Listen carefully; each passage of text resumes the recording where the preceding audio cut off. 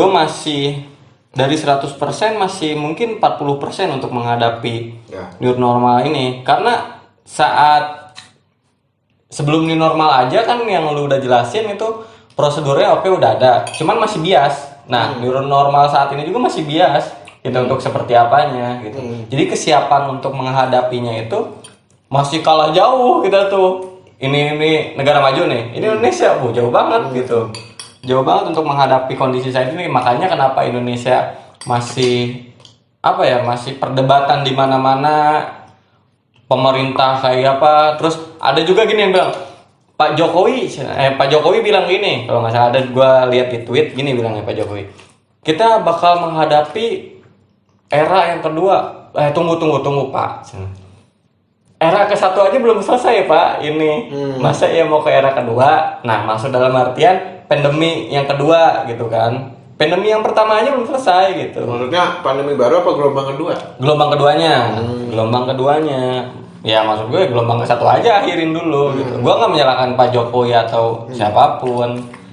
Tapi ya. Jadi memang secara tidak umum pemerintah sudah pasrah kalau gelombang kedua akan terjadi. Seperti itu. Sama ini loh yang lucu juga. Pembahasan COVID benar-benar menarik. Apalagi yang kalau misalnya lu lihat yang dulu tuh jubir Kemenkes yang bapak-bapak tua itu. Pak Yuri. Ya Pak Yuri. Pak Yuri nggak pernah ditangkepin kan gitu ya. Saat diganti sama dokter yang cantik itu Raisa. Nah itu malah ditanggapi. Ya kan? Buaya cinta seperti Mas Go. Seperti Dusal. Pasti akan lebih mendengarkan pemerintah. Hei Mas Go, Anda pasti standby setiap sore kan untuk melihat update soal COVID. Oh Mas Go yang mang warnet itu ya? Bukan. Mas Go yang akan menjadi tukang geprek.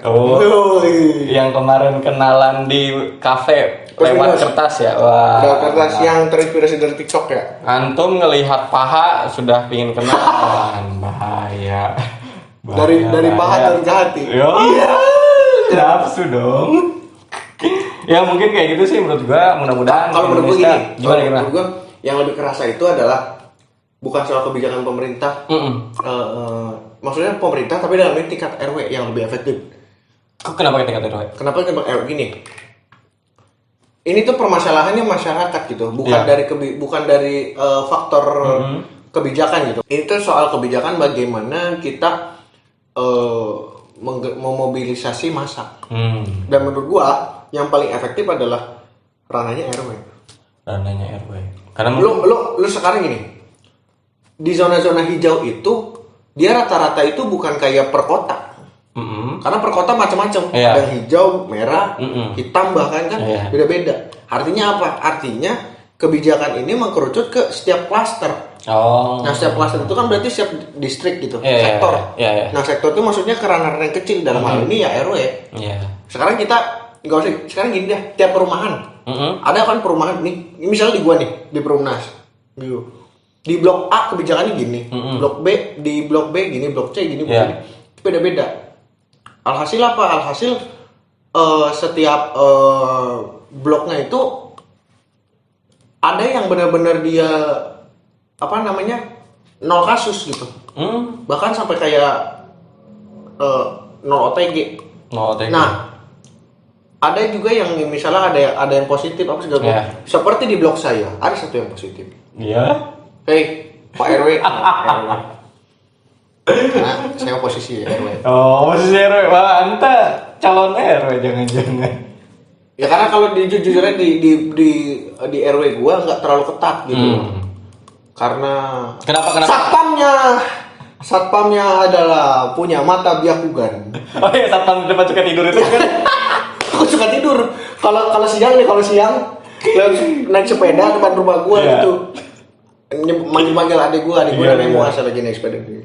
GoFood. Paket gitu kan, bangsat kalau ada orang yang nungguin paket beneran. Taunya ke prank doang, bangsat. Satpam kerja kayak gitu. Anjing tuh satpam emang. Giliran ada kasus positif gak mau tahu. Ya itu tadi makanya yang paling efektif itu kebijakan RW gitu. Karena ya kerasa sih bro, lu juga kan pasti pernah lah masuk ke rumah temen lu yang ada yang di lingkungannya tuh ketat banget, gitu kan, kayak bahkan sampai ada kayak apa sih inkubator gitu kan. Iya ada. Ada juga yang udah biasa aja udah gitu biasa kan. aja gitu. Dan coba aja lu coba analisis di tempat tersebut seperti apa gitu. Apa peta gerakan. Bukan pemetaan. Maksudnya di setiap ininya lingkungannya. Lingkungannya ya. Mungkin karena ruang lingkupnya kecil juga jadi bisa lebih kepantau juga sih menurut gua. Iya, karena lebih dekat. Lebih dekat juga. Karena ini tuh yang bisa mencegah itu ya benar-benar bagaimana mobilisasi masyarakatnya gitu. Dari kita dari kelas terendah dulu gitu. Terendah apa jadi terendah dong? Maksud gua sebenarnya sih nggak masalah ketika misalnya di luar, karena kan kalau berbicaranya itu kan di level-level pemukiman. Tapi kan kalau misalnya orang kan juga harus kerja. Yeah, Kenapa menurut gue sih kalau itu nggak masalah sih. Yang penting tetap protokol. Jadi sebenarnya mah perusahaan kalau mau buka aja.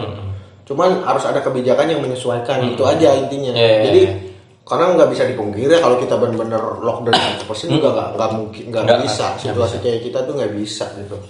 Ya iyalah, saat ini kan kalau misalnya ini di Amrik setiap rumah juga kan megang pistol gitu kan.